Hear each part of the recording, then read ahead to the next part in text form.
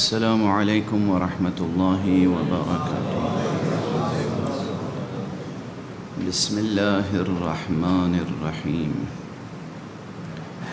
الحمد للہ رب العالمین، والصلاة والسلام على حبیبنا وحبیب الہ العالمین ابی القاسم المصطفى محمد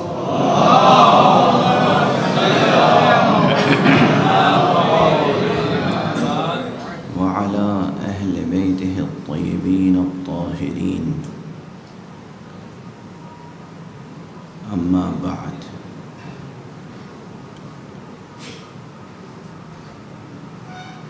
آج جو سیمینار کا عنوان ہے وہ بے حد اہم ہے، اگرچہ کسی حد تک بے محل ہے۔ اس عنوان پر تو ان اکیڈمیز میں گفتگو ہونی چاہیے جہاں حکومت کے افسروں کی تربیت ہوتی ہے، لیکن یہ چھوٹی سی جگہ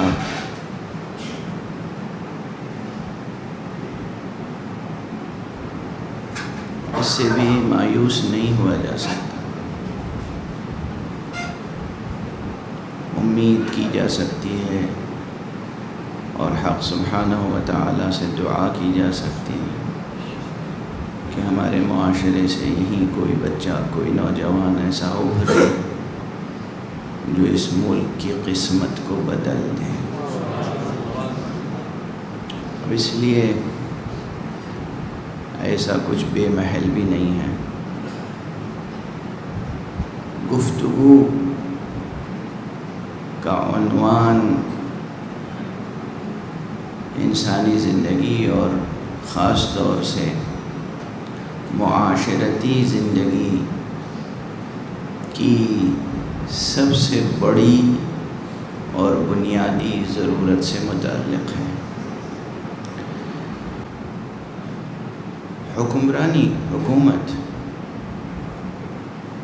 ایک ضرورت ہے انسانی۔ تشکیل حکومت انسانی ضرورتوں میں سے اہم ترین ضرورت ہے، اس لیے کہ اگر کوئی حکومت نہیں ہوگی تو انسانی معاشرہ منظم نہیں ہو سکتا اور اس کی بہت سی ضرورتیں پوری نہیں ہو سکتی، اور انفرادی زندگی بھی اپنے درجہ کمال تک نہیں پہنچ سکتی۔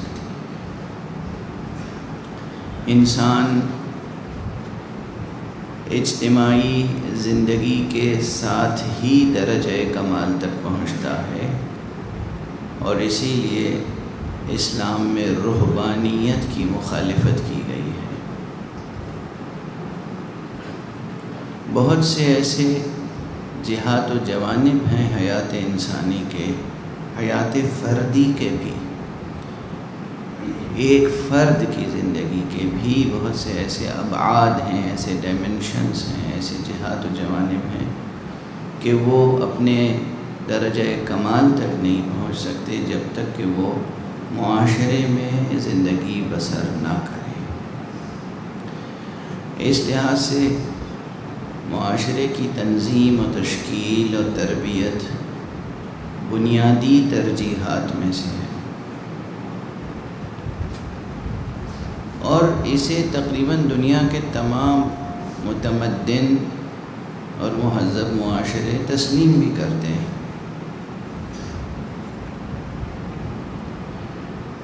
مجھے افسوس ہے مسلمانوں کی فکر پر۔ اس سے پہلے بھی ایک سیمینار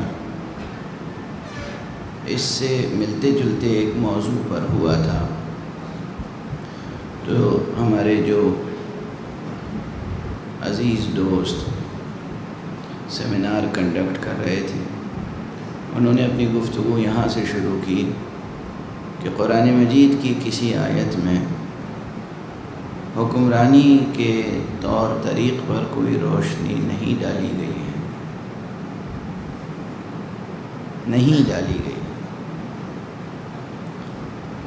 اور گویا اسے انسانوں کی ثوابدید پر چھوڑ دیا گیا ہے۔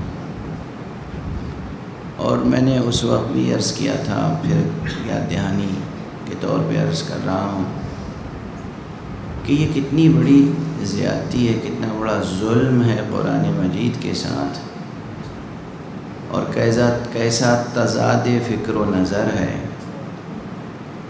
ایک طرف تمام مسلمان یہ کہتے ہیں اور بجا کہتے ہیں کہ اسلام ایک مکمل دین ہے، اور قرآن کریم نے انسانی زندگی کے ہر شعبے پر بھرپور روشنی ڈالی ہے، اور پھر دوسری طرف یہ دعویٰ کہ قرآن مجید نے حکمرانی کے اصول بیان نہیں کیے۔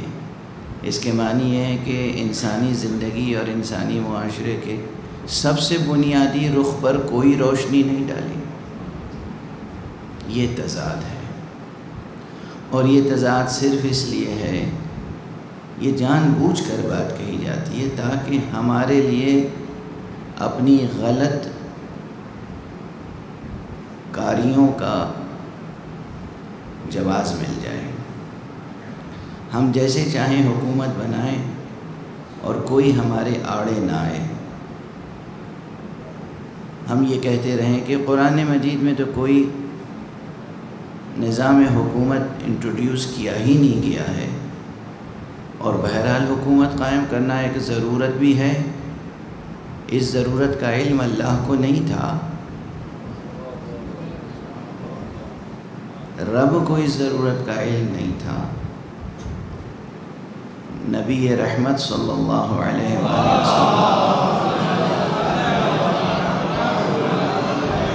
کو اس ضرورت کا علم نہیں تھا۔ مسلمانوں کو اس ضرورت کا احساس ہوا کہ حکومت قائم کرنا تو ضروری ہے،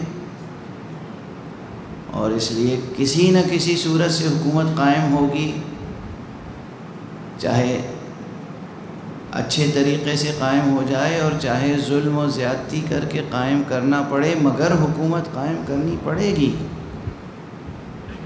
اس لیے کہ وہ ضروری ہے۔ اور فرمانے یہ بہت بنیادی سوال ہے۔ بہرحال نہ صرف یہ کہ قرآن مجید میں انسانی معاشرے کو منظم کرنے کا ایک مکمل نظام موجود ہے، بلکہ بطور خاص حکمرانی کے بنیادی اصول و آداب سے لے کر اور فرعی اصول و آداب تک ایک مکمل نظریہ اور مکمل نظام پیش کیا گیا ہے۔ لطف پروردگار نے انسان کو اس جہت میں بھی بغیر رہبری اور رہنمائی کے نہیں چھوڑا ہے۔ قرآن مجید کا مطالعہ کیجئے تو یہ بارہا کہہ چکا ہوں میں کہ قرآن مجید نے انسانی معاشرے کو منظم کرنے، انسانی معاشرے کو مہذب بنانے اور انسانی معاشرے کی تربیت کے لیے جو نظام پیش کیا ہے، وہ اس نظام کا نام ہے نظام ولایت۔ یہ لفظ ولایت قرآنی کلمہ ہے، اور اس کی مکمل تفسیر بھی قرآن مجید میں موجود ہے۔ میں یہ بات اس لیے عرض کر رہا ہوں کہ بعض چیزیں ہیں جو قرآن مجید میں اجمالی طور پر ذکر ہوئی ہیں، لیکن تفصیلی طور پہ مذکور نہیں ہیں۔ مثلا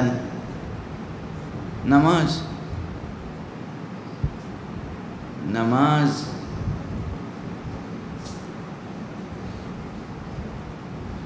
آپ تشریف لیں.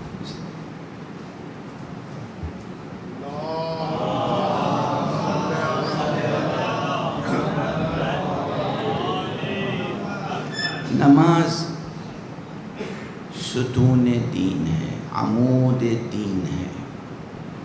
نماز کفر و شرک کے درمیان خط فاصل و حد فاصل ہے. نماز وہ حقیقت ہے جو بندے کو، عبد کو معبود سے جوڑتی ہے. اس کے باوجود نماز کی تمام تر تفصیلات قرآن مجید میں مذکور نہیں ہے، بلکہ نماز کی تفصیلات کو پیغمبر اکرم صلی اللہ علیہ وسلم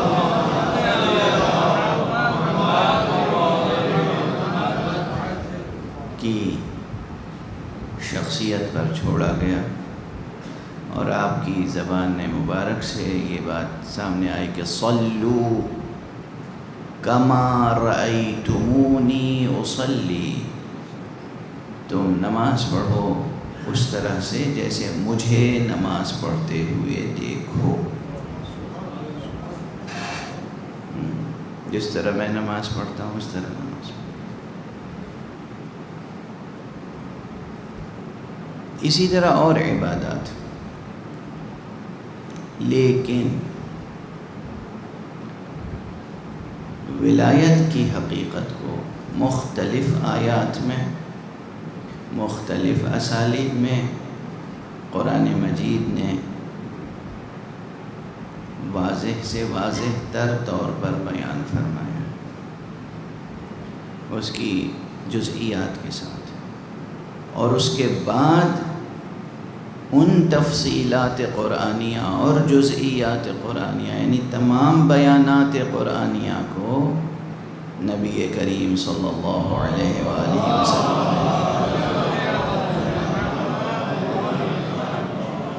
اپنے ارشادات سے اور اپنے عمل سے اور واضح سے واضح تر فرمایا. مفاہیم سے لے کر مصادیق تک مفاہیم واضح کیے اور مصادیق معین کیے. یعنی جو ایک علمی سفر ہے اور جو ایک عملی اور وجودی سفر ہے، وہ علمی سفر بھی قرآن اور سیرت مصطفیٰ کے سائے میں مکمل ہوتا ہے، اور وہ عینی اور روحانی اور معنوی اور وجودی اور خارجی سفر بھی قرآن اور سیرت مصطفیٰ صلی اللہ علیہ وسلم کے سائے میں.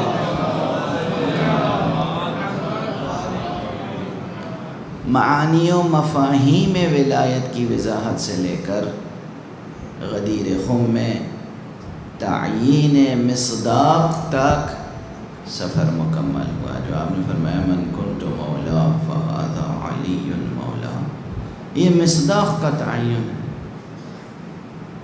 کہ جو ولایت قرآن نے پیش کی ہے، یہ جو ولایت میں نے پیش کی ہے، یہ اس کا مصداق بارز ہے.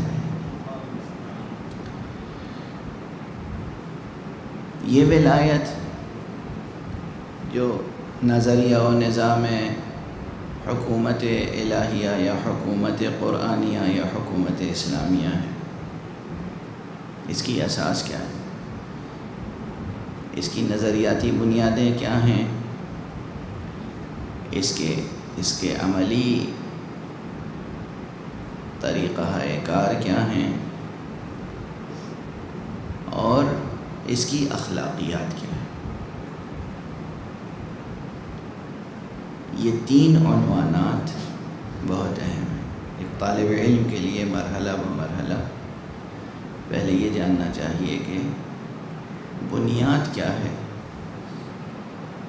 اس بنیاد سے، اس بنیاد پر تعمیر ہونے والی عمارت مربوط ہونی چاہیے. اگر عمارت اپنی بنیاد سے پورے طور پر مربوط نہ ہو اور عمارت بنیاد پر پوری طرح استوار نہ ہو تو عمارت ہمیشہ کمزور رہتی ہے۔ اور پھر جب عمارت کا ڈھانچہ کھڑا ہو جائے تو اس کی آرائش اور اس کی زینت بھی اس طرح کی جاتی ہے جو اس کے بنیادی نقشے سے ہم آہنگ ہو۔ تو اخلاقیات تو تیسرے مرحلے میں ہے، بنیاد، عمارت اور اخلاقیات۔ اب میں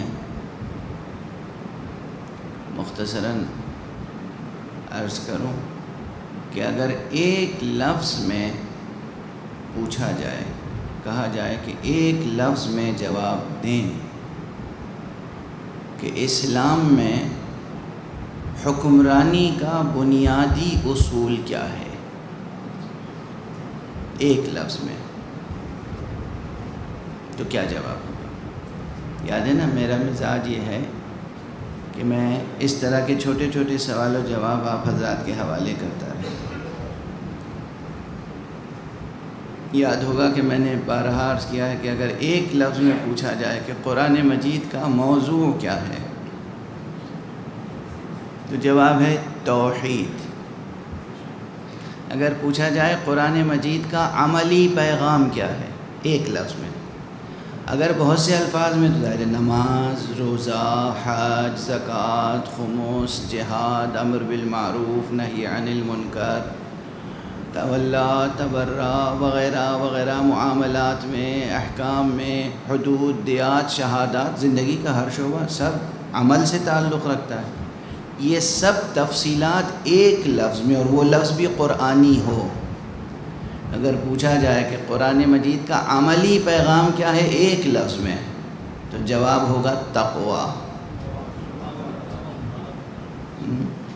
ہے نا؟ قرآن مجید کا موضوع کیا ہے ایک لفظ میں، جواب ہوگا توحید۔ قرآن مجید کا عملی پیغام کیا ہے ایک لفظ میں، تقویٰ۔ قرآن مجید کا نظریہ و نظام حکومت کیا ہے ایک لفظ میں، ولایت۔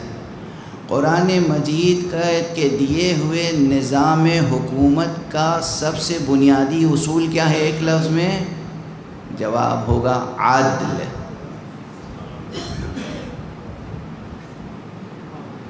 قرآن مجید کا نظام حکومت عدل پر قائم ہے۔ عدل نہیں ہوگا تو کوئی حکومت قائم نہیں رہ سکتی، چاہے کسی بھی اعتبار سے قائم کر لی جائے مگر باقی نہیں رہ سکتی، اور دلوں تک اس کی جڑیں نہیں پہنچ سکتی۔ عدل پر جس حکومت کا قیام ہوگا وہی حکومت پائیدار ہوگی، استوار ہوگی۔ دیکھیے آج جمہوری دور میں بھی جو حکومتیں آتی ہیں اور جاتی ہیں، آتی ہیں اور جاتی ہیں، کن بنیادوں پہ آتی جاتی ہیں؟ جب کھل کے یہ بات عوام کے سامنے آ جاتی ہے کہ یہ حکومت ظالمانہ کام کر رہی ہے، پھر وہ حکومت چلی جاتی ہے۔ اگر عوام یہ باور کریں کہ یہ حکومت عادلانہ کام کر رہی ہے تو وہ حکومت قائم رہتی ہے۔ اب اسے قرآن مجید میں ایک سے زائد مقام پر واضح لفظوں میں کہا گیا ہے۔ مثلا کئی آیتیں، جن میں سے ایک آیت ہے سورہ مبارکہ حدید کی۔ سورہ مبارکہ حدید کی آیت ہے کہ لَقَدْ أَرْسَلْنَا رُسُلَنَا بِالْبَيِّنَاتِ وَأَنزَلْنَا مَعَهُمُ الْكِتَابَ وَالْمِيزَانَ لِيَقُومَ النَّاسُ بِالْقِسْطِ۔ یہ قسط کیا ہے؟ اللہ فرما رہا ہے کہ ہم نے رسولوں کو بھیجا، اپنے رسولوں کو بھیجا صاف نشانیوں کے ساتھ، سندوں کے ساتھ، کریڈینشلز کے ساتھ۔ سب سے بڑی بات تو یہ ہے کہ ہمارے یہاں معاشرے میں اب دیکھیے ان تمام قرآنی الفاظ سے پھر بعد میں اپنے مرحلہ استدلال میں اخلاقیات مرتب ہوتے ہیں۔ وہ اخلاقیات کیا ہے؟ امیر المومنین علی ابن ابی طالب علیہ السلام کا ایک فقرہ ہے، فرماتے ہیں کہ من نصب نفسه للناس اماما فلیبدأ بتعلیم نفسه، جو اپنے آپ کو لوگوں کے لیے لیڈر کے طور پر پیش کرے. لوگ آتے ہیں، آنا چاہیے، ٹھیک ہے. اگر کسی شخص میں ملک و ملت کی خدمت کی صلاحیت پائی جاتی ہے، اور یہ کون معین کرے گا صلاحیت پائی جاتی ہے؟ سب سے پہلے مرحلے میں وہ خود انسان اپنے اندر تجزیہ کرتا ہے کہ میں ڈاکٹر بن سکتا ہوں، یا سائنٹسٹ بن سکتا ہوں، یا انجینئر بن سکتا ہوں، یا عالم دین بن سکتا ہوں، یا بزنس مین بن سکتا ہوں. میں کیا بن سکتا ہوں وہ خود ڈیسائیڈ کرتا ہے. اسی طرح انسان کو خود ڈیسائیڈ کرنا ہے کہ کیا میں ملک اور ملت کی خدمت کر سکتا ہوں. اگر وہ کر سکتا ہے تو یہ واجب کفائی ہے، اسے کرنا چاہیے، آگے آنا چاہیے، عبادت ہے. یہ لوگ عام طور پر نگیٹو اپروچ رکھتے ہیں، ارے صاحب سیاست بڑی بری چیز ہے. ہرگز نہیں، سیاست بری چیز کیسے؟ سیاست تو زندگی کی ضرورت ہے. سیاست تو زندگی کی ضرورت ہے. سیاست کا غلط استعمال بری چیز ہے، سیاست بری چیز نہیں ہے. اسی طرح جیسے دین کا غلط استعمال بری چیز ہے، دین بری چیز نہیں ہے. سیاست بہت اچھی چیز ہے، انسانوں کی تربیت اگر کرے، سیاست میں آنے کی اگر صلاحیت انسان محسوس کرتا ہے، اسے آنا چاہیے، واجب کفائی ہے. اللہ اسے ثواب عطا کرے گا، ملک کی خدمت کرے گا، انسانوں کی خدمت کرے گا. لیکن امام فرماتے ہیں کہ من نصب نفسہ للناس اماما، جو اپنی ذات کو لوگوں کے لیے امام یا لیڈر کے طور پر پیش کرے، فَلْيَبْدَأْ بِتَعْلِيمِ نَفْسِهِ، تو اسے ابتدا کرنی چاہیے اپنے آپ کو ایجوکیٹ کرنے سے. یہ اخلاقیات کا حصہ ہے. سب سے بڑی چیز یہ ہے کہ ہمارے پارلیمنٹس میں آنے والوں کو پڑھا لکھا ہونا چاہیے، اور ان میں اخلاقی طور پہ یہ شعور ہونا چاہیے کہ پڑھے لکھوں کا حق ہے حکمرانی کرنا، جاہلوں کا حق نہیں ہے حکمرانی کرنا. یہ ہمارے قومی شعور کا حصہ ہونا چاہیے. مگر موجودہ صورتحال یہ ہے کہ قومی شعور کے حصے میں یہ کہیں دور دور تک نہیں ہے. ہر جاہل جتنا بگڑا ہوا جاہل ہوگا، حکومت کو اپنا حق سمجھتا ہے. تو نتیجتاً معاشرہ کہاں جائے گا؟ کہاں جائے گا معاشرہ؟ یہ نقطہ اس آیت سے بھی مربوط ہے. اللہ نے کہا لَقَدْ أَرْسَلْنَا رُسُلَنَا بِالْبَيِّنَاتِ، ہم نے رسولوں کو بھیجا ان کے روشن کریڈنشلز کے ساتھ، تاکہ وہ بتا سکیں کہ میں اہلیت رکھتا ہوں، بھیجا گیا ہوں، میں نبی ہوں، میں رسول ہوں، مجھے وحی نے آ کر ایجوکیٹ کیا ہے. وحی کا نازل ہونا یعنی براہ راست اللہ سبحانہ و تعالی نے ہماری تربیت کی ہے، اس لیے میں تم پر فضیلت رکھتا ہوں، ورنہ میرے تمہارے درمیان کوئی رشتہ فضیلت کا نہیں ہے، میں تمہارا جیسا بشر ہوں.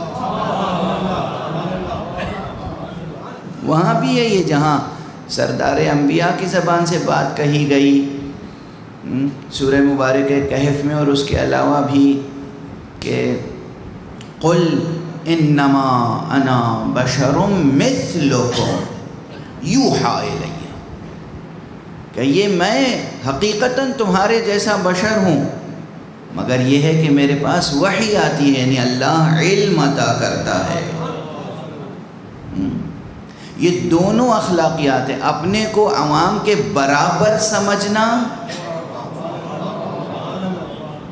اور پھر اگر علم ہے تو اس علم کی سند عطا کرنا، اس علم کے بارے میں بتانا کہ یہ علم کہاں سے آیا ہے اور کون سا علم ہے، اس علم میں کتنی گہرائی ہے، کتنی آتھینٹسٹی ہے، کتنی قطعیت ہے، کتنی حتمیت ہے۔ تم سے اگر ہم اپنی بات ماننے کو کہہ رہے ہیں تو کیوں کہہ رہے ہیں؟ یہ اخلاقیات کا حصہ ہے، یہ اخلاقیات کا حصہ ہے، یہ حکمرانی کی بنیادی اخلاقیات میں سے، کہ جو اپنے کو حکومت کے لیے یا نظام حکومت کا جز بننے کے لیے بھی پیش کرے وہ جاہل نہیں ہونا چاہیے۔ چونکہ زمین جائیداد ہے، وڈیرے ہیں، اس لیے حکومت کا حق رکھتے ہیں؟ نہیں، بالکل نہیں۔ بہت بڑے بزنس مین ہیں، پیسہ بہت ہے، اس لیے حکومت کا حق رکھتے ہیں؟ ہرگز نہیں۔ حکومت کا حق اہل علم کا حق ہے، اہل علم کو وہ شرف اسلام نے اور قرآن نے عطا کیا ہے۔ اور دیکھیے تو رعایت، پیغمبر نبی کب سے ہیں؟ ہمارے اعتقاد کا حصہ ہے، ایمان کا حصہ ہے۔ پیغمبر فرماتے ہیں کہ کنت نبیا وآدم بین الماء والطین، میں اس وقت نبی تھا جب آدم آب و گل کے درمیان تھے۔ یا کنت نبیا وآدم بین الروح والجسد، میں اس وقت بھی نبی تھا جب آدم روح و جسد کے درمیان تھے۔ اس کے باوجود جب اس دنیا میں نبوت کے لیے بھیجا گیا، رسالت کے لیے مبعوث کیا گیا، تو پہلا لفظ کہا گیا اقرا۔ خود نبی کو کہا گیا اقرا۔ یہ لفظ اخلاقیات پر مشتمل ہے۔ اللہ کہہ رہا ہے پہلے تم پڑھو پھر دوسروں کو پڑھاؤ۔ سادہ سادہ اقرا کے کتنے معانی ہیں وہ اپنی جگہ، تم پڑھو۔ من نصب نفسہ للناس اماما، جو اپنے آپ کو لوگوں کے لیے لیڈر کے طور پر پیش کرے، اسے فَلْيَبْدَأْ بِتَعْلِيمِ نَفْسِهِ، وہ پہلے اپنی ذات کی تعلیم کرے، اپنی تربیت کرے، خود کو ایجوکیٹ کرے۔ یہ بنیادی ہے، یہ اخلاقیات ہے۔ لَقَدْ أَرْسَلْنَا رُسُلَنَا بِالْبَيِّنَاتِ وَأَنزَلْنَا مَعَهُمُ الْكِتَابَ وَالْحِكْمَةَ، اور ہم نے ان کے ساتھ کتاب والمیزان، ہم نے کتاب نازل کی اور میزان۔ کتاب نازل کی کے معنی یہ ہیں کہ کوئی بھی نظام حکومت من کی موج پر نہیں چل سکتا، دستور پر چلنا چاہیے۔ کتاب کتاب کتاب یعنی دستور، ایک معین دستور الحکومت ہونا چاہیے اور دستور سے کھیلنا نہیں چاہیے۔ دستور،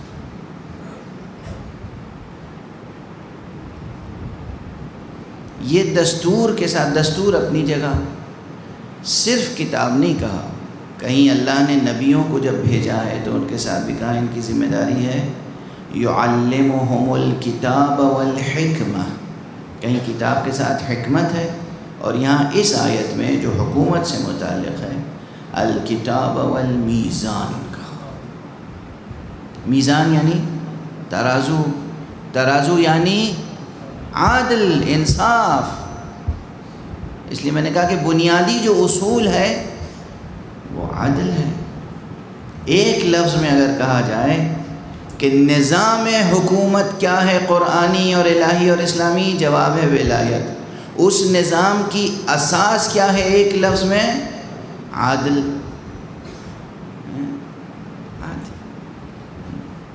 یہ جو اصول دین بچوں کو یاد کرائے جاتے ہیں نا، اصول دین 5 ہیں، اول توحید، دوسرے عدل، تیسرے نبوت، چوتھے امامت، 5ویں قیامت۔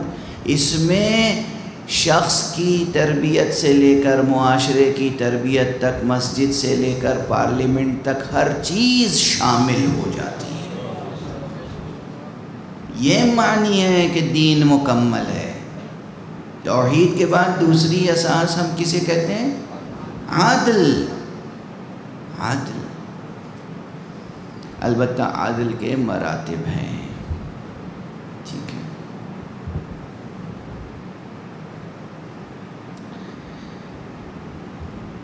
حکومت کی اخلاقیات، حکمرانی کے آداب اور اخلاقیات. جب عدل ہوگا تو فطری طور پر، قہری طور پر، لازمی طور پر معاشرے کے ہر طبقے کو اس کا حق حصہ ملے گا. ٹھیک ہے. لیکن میں گفتگو کو مختصر کرنا چاہ رہا ہوں، زیادہ سکت ہے بھی نہیں، اس لیے کہ موضوع بہت بڑا ہے. لیکن بہرحال میں صرف ایک سرسری سا اسکیچ، ایک سرسری سا آؤٹ لائن عرض کر سکتا ہوں. اس سے زیادہ کی گنجائش بھی ایک نشست میں نہیں ممکن. انسان اپنی تعلیم کرے اور ایک تعلیم یافتہ ہی کو حکومت کرنے کا حق ہونا چاہیے. یہ اخلاقیات کا پہلا اصول سمجھیں. اور عدل کی بنیاد پر حکمرانی کے اخلاقیات کا آخری سب سے بڑا اصول کیا ہے؟ درمیان میں بہت سی چیزیں چھوڑ رہا ہوں. معاشرے کے کمزور ترین حصے کا خیال رکھنا. یہاں پر عدل کا وہ برتر چہرہ دکھانے کی ضرورت ہوتی ہے جس کا نام احسان ہے. احسان اور عدل میں ٹکراؤ نہیں ہے، احسان اور عدل میں تضاد نہیں ہے. یہ بڑا بنیادی مسئلہ ہے. عدل کے تقاضوں کو پامال کر کے یا نظر انداز کر کے احسان نہیں ہوتا. احسان نام ہے قرآن نے جسے احسان کہا ہے. ان اللہ یأمر بالعدل والاحسان وایتاء ذی القربى. اللہ امر فرماتا ہے، حکم دیتا ہے، واجب قرار دیتا ہے کیا؟ عدل اور احسان. تو یہ ممکن نہیں ہے کہ اللہ جس چیز کا حکم دے اسی میں آپس میں تضاد اور ٹکراؤ ہو. ایسا نہیں ہے. عادل کو نظر انداز کر کے احسان قائم نہیں ہوتا، بلکہ عادل کے ایک برتر درجے کا نام احسان ہے. اس احسان کا تقاضا یہ ہے، جہاں بہت سے اور تقاضے ہیں وہاں ایک لازمی تقاضا یہ ہے سب سے نمایاں کہ معاشرے کے کمزور ترین افراد کا خاص لحاظ رکھا جائے. ہمارے یہاں آج کل جو حکمرانیاں ہو رہی ہیں اس میں بزنس کلاس کا سب سے زیادہ خیال رکھا جاتا ہے. بس ہر جگہ فلائٹوں سے لے کر اور پارلیمنٹ تک جو ثروت مند طبقہ ہے، سرمایہ دار طبقہ ہے، جو بزنس کرتا ہے یا انڈسٹریلسٹ ہے یا کیپٹلسٹ ہے، اس کا خیال حکومتیں سب سے زیادہ کرتی ہیں.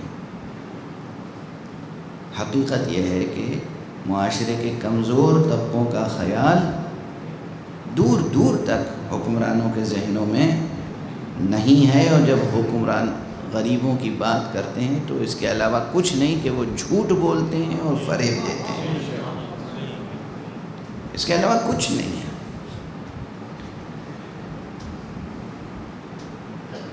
قرآن مجید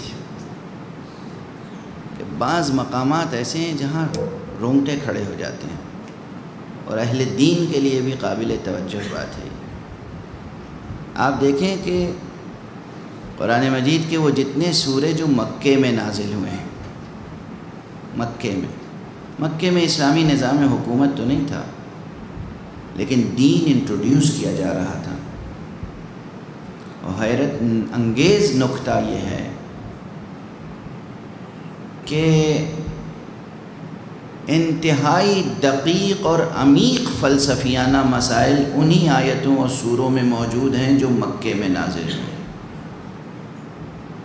فلسفیانہ مسائل، حکیمانہ مسائل، اور اس کے ساتھ بنیادی انسانی مسائل.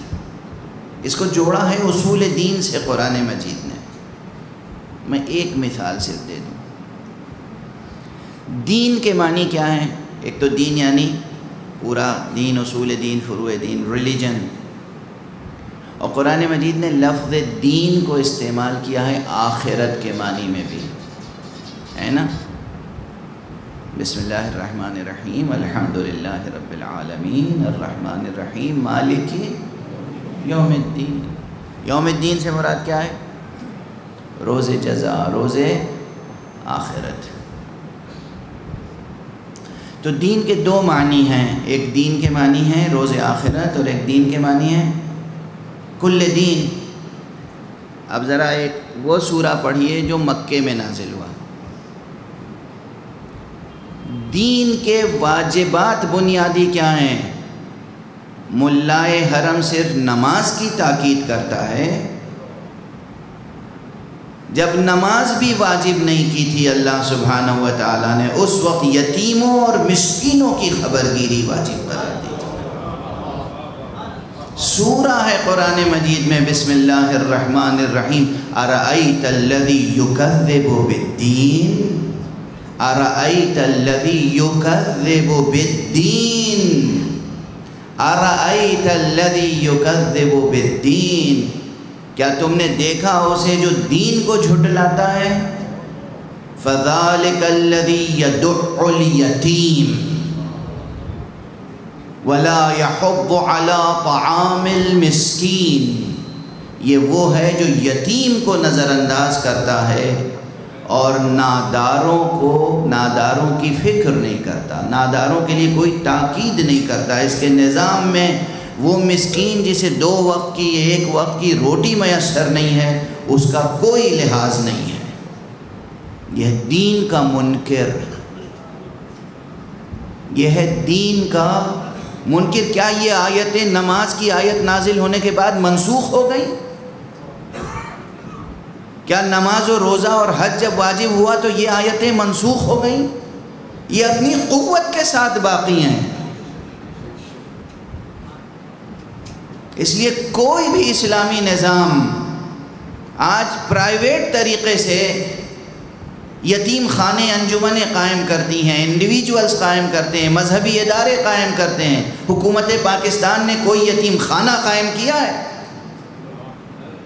حکومتی سطح پر کوئی یتیم خانہ ہے کہ جس کے باپ مر جائیں اور ماں یا دوسرے سرپرست موجود نہ ہوں یا ہوں لیکن کمزور ہوں، وہ یتیم اپنے کو بے سرپرست نہ سمجھے؟ اسٹیٹ کی ذمہ داری یہ ہے کہ اس کی تعلیم و تربیت کرے گا. اسٹیٹ کے فرائض میں سے ہے بطور خاص مسلم اسٹیٹ. لوگ کہیں گے دیکھیے مولوی صاحب اپنی مذاق اڑایا جائے گا، مذاق اڑایا جائے گا. دیکھیے یہ اب حکومت سے کہہ رہے ہیں یتیم خانہ قائم کیجئے. آپ کا بنیادی فریضہ ہے کہ یتیم خانہ قائم کریں، اور اس شان سے قائم کرے کہ یتیم کو اپنی یتیمی کا احساس نہ ہونے پائے،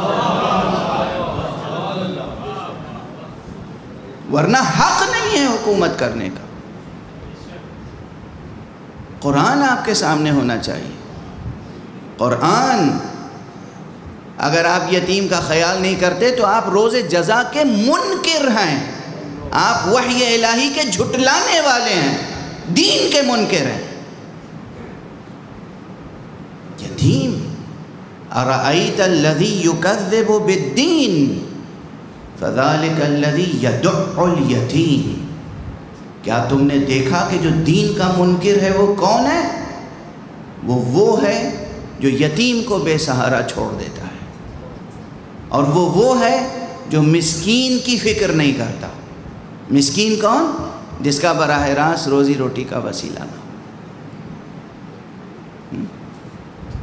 اور پروردگار جزائے خیر دے ہمارے سلمان صاحب کو. یہ مجھ سے پہلے مثالیں دے گئے. اگر اسلامی اصول، اسلامی نظریہ حکومت، اسلامی اصول حکومت اور اسلامی حکمرانی کے اخلاقیات کو مجسم کہیں دیکھنا ہو تو وہ محمد و علی کی ذوات مبارکہ ہے. تاریخ شاہد ہے کہ علی نے کبھی پیٹ بھر کے نہیں کھایا اور اپنے کو اس سطح پر رکھا جہاں علی کی مملکت میں رہنے والا کمزور ترین آدمی زندگی بسر کر رہا تھا.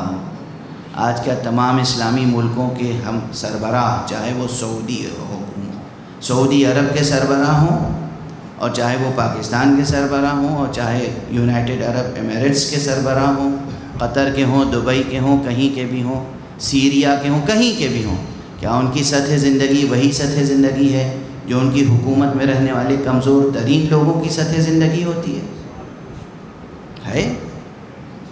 تو یہ کچھ بھی ہو سکتے ہیں. سب سے پہلے مرحلے میں قرآن کو جھٹلاتے ہیں، مکذبین قرآن ہیں، مکذبین دین ہیں، وحی کو، دین کو، قرآن کو، اسلام کو جھٹلاتے ہیں، روز آخرت کو جھٹلاتے ہیں. یہ مسلمان کیسے ہو سکتے ہیں؟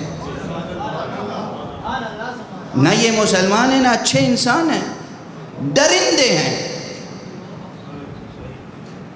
درندوں سے بدتر، اس لیے کہ درندے صرف اس وقت چیر پھاڑ کے کھاتے ہیں جب انہیں بھوک لگی ہوتی ہے. یہ تو اپنی بھوک سے زیادہ کھا رہے ہیں،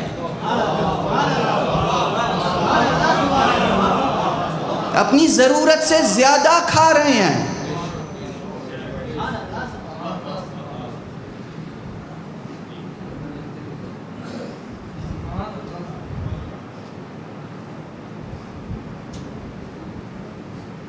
اور پھر اپنے کو شریف بھی سمجھتے ہیں.